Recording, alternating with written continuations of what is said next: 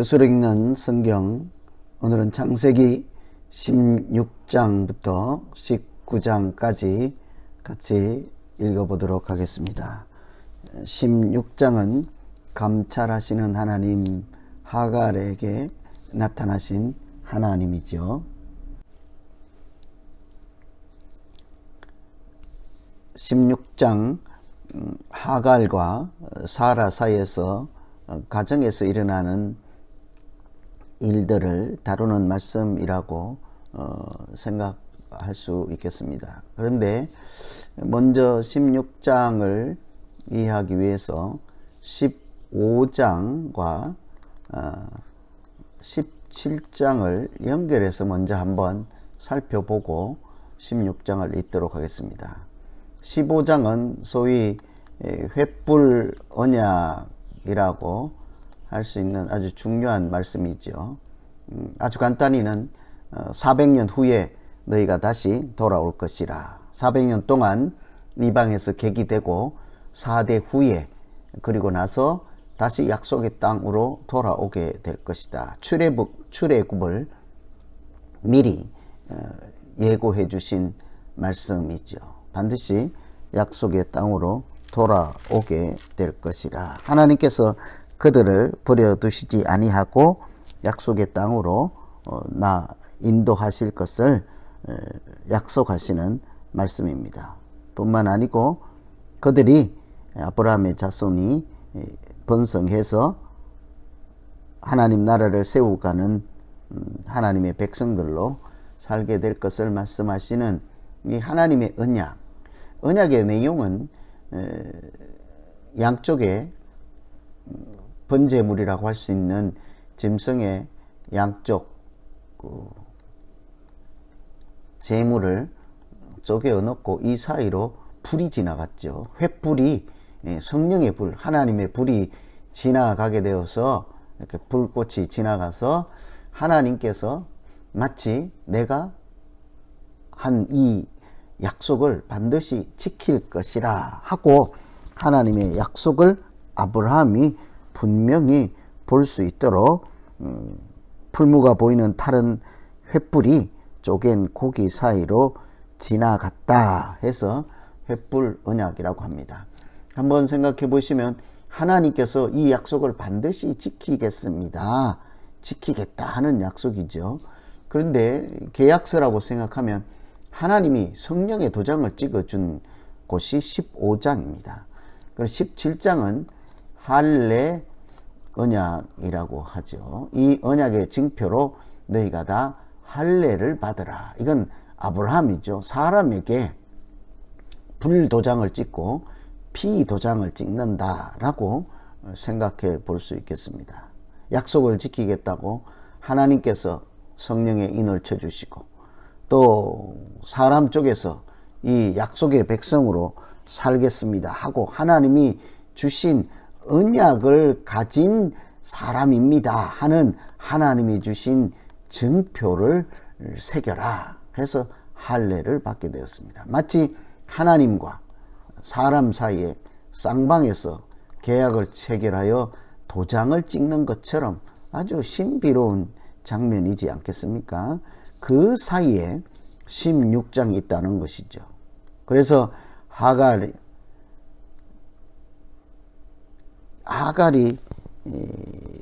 아니겠죠. 생산을 불허해서 여종과 동침하라. 아브라함의 아내인 사레가 나는 생산치 못하니 여종인 하갈과 동침하라 하고 아브라함에게 한 이야기죠. 그래서 사레가 한 말이라고 해야 되겠네요. 이거를 사례로 고쳐야 되겠습니다. 여호와께서 나에게는 잉태를 허락해 주지 않았으니 여종인 하갈과 아브라함이 동침해서 대를 잇고 하나님의 기업을 이어갈 수 있도록 하라 하고 본처가 이렇게 남편인 아브라함의 얘기를 했죠. 그 남편인 아브라함이 아내의 사레의 말을 들으니라 해서 이 가정에 남편인 아브라함과 몸종인 하갈과 사이에서 여종과 사이에서 아이가 태어나서 이 16장에는 하나님이 약속한 이삭이 아닌 이스마엘이 먼저 태어나게 된 것이죠. 그때 이런 일이 있은 때는 가나안 땅에 정착한 지 10년입니다. 이 말은 하나님께서 씨를 번성하게 하고 번창하게 할 것이라 하는 약속, 무뼈를 셀 수 있는지 보라 하고 그만큼 후손을 주겠다고 한 약속이 있은 지 세월이 10년 지나가도록 잉태를 허락하지 않았으니 이들의 믿음이 흔들릴 때이지요. 그러니 몸종과 더불어 아이를 낳아 대를 잇게 하자. 그런데 몸종인 하갈이 잉태 소식을 알고는 본처를 학대하기 시작하죠. 남편에게 본처인 사례가 이것은 내 잘못이 아니고 당신 탓입니다 하고 가정 불화가 일어났습니다. 그때 남편은 본처를 이렇게 두둔하여서 당신 마음대로 하시오 해서 가정에 불화가 일어났습니다. 그때 이 몸종 도망가는 하갈조차 하나님께서 지켜보시고 눈여겨보신, 그래서 은혜를 베푸셨으므로 감찰하신 하나님.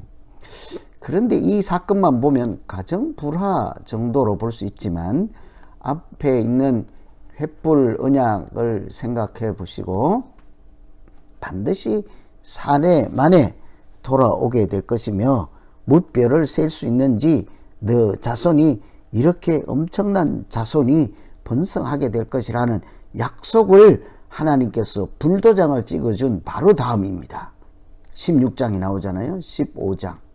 그러니 하나님께서 그렇게 눈에 보이는 성령의 불도장을 찍어주며 너희가 이렇게 될 것이라, 너희 후사가 무뼈를 셀 수 있나 보라 할 만큼 번성할 것이라 하였음에도 이들은 나에게 임신 생산을 불허하였으니 하나님의 약속은 더 이상 믿을 수가 없습니다.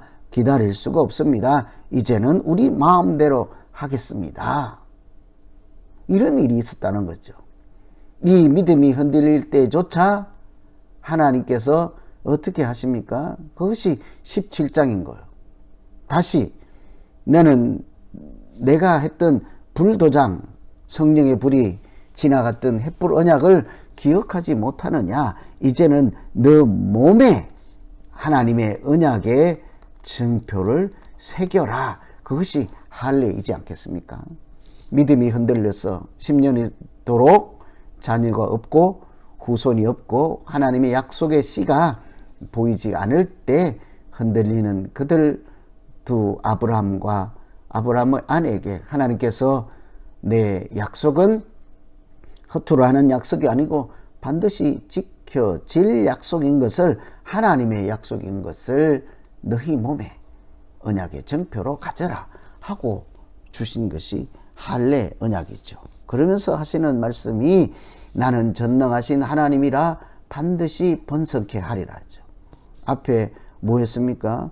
이스마엘 이야기 전에 나는 잉태가 불가능합니다. 안 됩니다. 이제 우리는 끝났습니다. 할 때 하나님이 아니다. 나는 전능하신 하나님이다. 이제 나는 나이가 많고 임신할 수 있는 나이가 때가 지났습니다. 남편 아브라함도 이제는 불가능합니다. 우리 힘으로는 이제 안 되니, 이런 좌절 가운데 있을 때 하나님께서 나는 전능하신 하나님이라 반드시 번성케 할 것이며, 한번 보십시오. 열국의 아비가 되리라. 10년 동안 자녀 한 명 낳지도 못한 그 가정에 네가 바로 열국의 아비가 되리라. 그리고 너와 너 후손의 하나님이 될 것이라. 이 약속의 표시로 너는 하나님의 언약의 정표인 할례를 받으라. 나와 너 사이에 후손 사이에 지킬 언약이라 하였습니다. 뿐만 아니라 아브라함뿐만 아니라 사례도 아브라함의 아내 이름을 사라라 바꾸고 열국의 어머니가 되게 하겠다. 한 명도 주지 않았습니다. 불만이 나왔습니다. 약속을 하신 바로 후에 15장에 심약점 한 명도 주지 않았습니다. 17장에 너는 열국의 아버지가 될 것이며 열국의 어미가 될 것이라. 반드시 하나님이 주신 약속을 하나님께서 신실하게 지킬 것이다. 얼마나 눈물겨운 이야기이겠습니까? 그래서 앞에 나왔던 16장을 단순히 하갈에 감찰하시는 하나님 정도가 아니라 15장과 17장의 두 언약 사이에서 인간의 연약한 믿음 가운데 하나님께서 어떤 은혜를 베푸시고 신실하게 약속을 지켜가시는지 하는 차원에서 16장도 접근해 읽으시면 되겠습니다. 그리고 하시는 말씀이 아들을 낳으니 이삭이라 하라. 내가 이 아들과 언약을 세우리라. 보통 우리가 믿음의 조상들은 아브라함, 이삭, 야곱 하잖아요. 이 세 명을 들으는 것은 언약의 조상인 것입니다. 아브라함과 언약하시고 이삭과 하나님이 언약하시고 이삭이라 하라. 내가 그와 언약을 세우리라. 언약, 하나님께서 약속하신 후손 믿음의 조상들인 것이죠. 그래서 16장, 17장 이스마엘 이야기이지만 믿음 없는, 믿음이 연약한 아브라함과 사라에게 하나님께서 반드시 약속의 자녀를 주실 것을 예고할 수 있는 배경이 되는 말씀이죠. 이때 할례 언약으로 다시 내가 반드시 약속을 지킬 것이라. 나는 전능의 하나님이라. 나이에 많고 적음이나 사람의 생각 안에 갇힌 하나님이 아니라 전능하신 하나님으로서 반드시 번성케 할 것이고 약속을 지킬 것이다. 17장 할례 언약까지 간단히 한번 살펴보았습니다. 18장에는 여호와께서 다시 아브라함에게 나타나신 장면입니다. 그리고 하는 말씀이 사라에게 아들이 있을 것이라. 이제 태아 아들을 낳을 시기가, 때가, 하나님의 때가 되었다는 말씀이겠죠. 아브라함에게 하나님께서 나타나셔서 이제 사라에게 아들이 있을 것이라. 이 말씀을 하나님이 하실 때 그 부인인 사라가 웃어버리죠. 웃을 수밖에 없는 상황이지 않겠습니까? 약속한 지 세월도 10년이나 더 지났습니다. 나이는 이제 늙어서 더 이상 생산 불가한, 임신, 잉태가 불가능한 때가 이미 되었습니다. 그때 하나님께서 나타나셔서 아들을 낳을 것이라 하니까 사람의 상식으로는 웃을 수밖에 없는 일이죠. 저는 하나님 믿을 수 없는 것이죠. 지나온 세월을 봐서도 믿을 수도 없고 내 몸도 아이를 낳을 수 없는 지경에 이르렀으니 웃을 수밖에 없는데, 그때 하나님 하시는 말씀, 어찌 낙이 있으리요 하고 웃지요. 이 사라가 어떻게 임신할 수 있겠습니까? 이렇게 웃을 때 하나님 하신 말씀, 능치 못한 일이 있겠느냐? 믿는 자에게 능치 못할 일이 있겠느냐? 이렇게 말씀을 하시죠. 우리가 이 말씀을 아주 좋아하고 기억하지 않습니까? 이것은 아브라함과 사라가 나이가 늙었을 때 아들을 낳으리라 하는 하나님이 약속해 주시는 말씀을 듣고 웃고 불가능하다 하며 하나님을 아주 신뢰하지 못할 때 그때 해주신 말씀이죠. 여호와께 능치 못한 일이 있겠느냐? 나이가 늙었다고 아이를 하나님이 주시지 못하겠느냐 하는 구체적인 내용이지 않겠습니까? 능치 못할 일이 있겠느냐? 그리고 나서 하시는 말씀이 아브라함 너 한 명을 통해서 천하 만민이 복을 받게 될 것이라 하는 약속의 말씀을 다시 하시죠. 이 아브라함 한 사람을 통해서 만민이 복을 누리게 되는 이것이 성경 이야기이지 않겠습니까?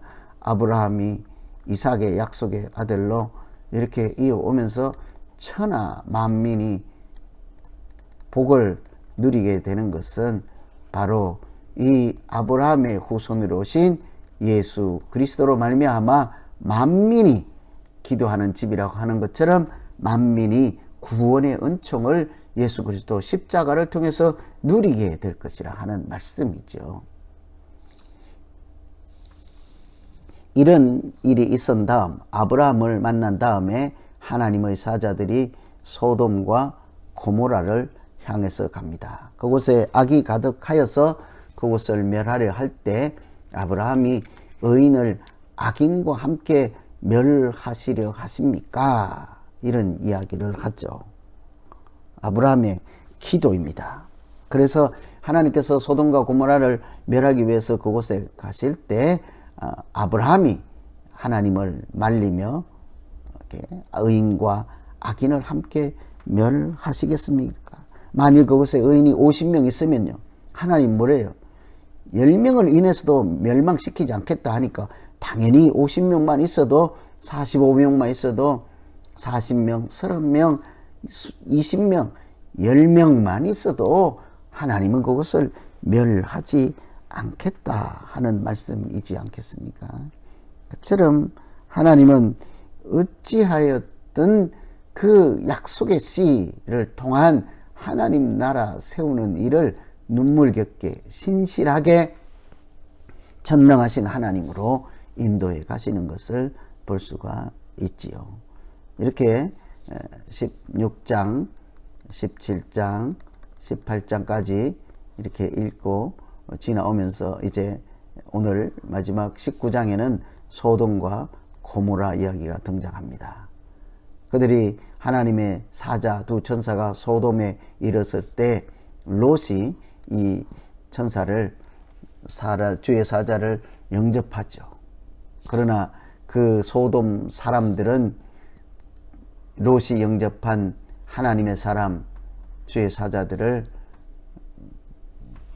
끌어내기 위해서 그 집을 포위하고 그들을 끌어내라. 우리가 그들과 상관하리라. 그때 하나님께서 그들의 눈을 어둡게 하시고 다만 롯에게 속한 너에게 속한 자들을 성 밖으로 이끌어내라. 이렇게 해서 그곳에 유황과 불 비같이 내리게 하셨으므로 소돔 고모라를 심판하시는 말씀이 19장에 나타나죠. 여기서 한 가지 볼 것은 이런 심판의 내용이 극적이고 또 어떻게 보면 참 인상적이고 이렇게 기억되는 내용이지 않겠습니까? 그런데 우리는 이 말씀을 얼른 놓치기가 쉽습니다. 이런 일이 있은 과정에 중에 아브라함을 생각하사 롯을 내보냈다. 멸망하는 곳에서 구원했다는 것이죠. 왜일까요? 앞에 하나 가면 천하 만민이 아브라함으로 인하여서 복을 받겠다고 하지 않았습니까? 그러니 19장은 소돔 고모라가 악이 가득하여 하나님의 심판을 받고 유황불이 내려서 다 죽었더라 하는 것으로 끝나면 앞의 내용과 별 상관이 없을 수가 있죠. 그런데 그곳에 이렇게 말씀하십니다. 아브라함을 생각하사 롯을 구원했다. 하나님이 약속한 것처럼 아브라함 한 사람을 통해서 천하 만민이 구원받는 이야기를 이 롯을 구원하는 이야기로 샘플로 우리에게 말씀하셔서 하나님의 말씀이 신실하신 하나님의 말씀인 것을 우리로 알게 하시는 내용이죠. 그래서 창세기 12장부터는 11장의 바벨탑으로 세상을 다시 만들어 가시는 하나님께서 아브라함 한 사람을 불러내시고 아브라함을 통해서 하나님 나라를 세워가는 이야기라고 할 수 있죠. 그러나 먼저 아브라함 자신부터 언약에 흔들리고 신실한 하나님 약속도 믿지 못하고 사라처럼 하나님이 아들을 낳으리라 해도 웃는 그런 장면을 통해서 하나님께서는 먼저 이 아브라함과 사라를 열국의 어머니, 열국의 아버지로 신실한 하나님의 백성으로 성장시키고 인도해 가시며 하나님이 약속하신 천하 만민을 아브라함을 통해서 구원하시리라 하는 말씀을 눈앞에서 롯을 구출하는 이야기로 우리에게 말씀해 주고 있는 것이죠. 이렇게 제가 큰 틀에서 대략적인 내용만 말씀드렸습니다만 차근차근 한번 읽어보시고 15장과 17장을 연결해서 하나님의 언약, 사람이 하나님의 언약의 표를 가진 할례, 그 가운데 신실한 믿음이 아니라 믿음 없음을 나타내는 아브라함과 사라의 모습. 하나님이 약속해도 믿음이 떨어졌잖아요.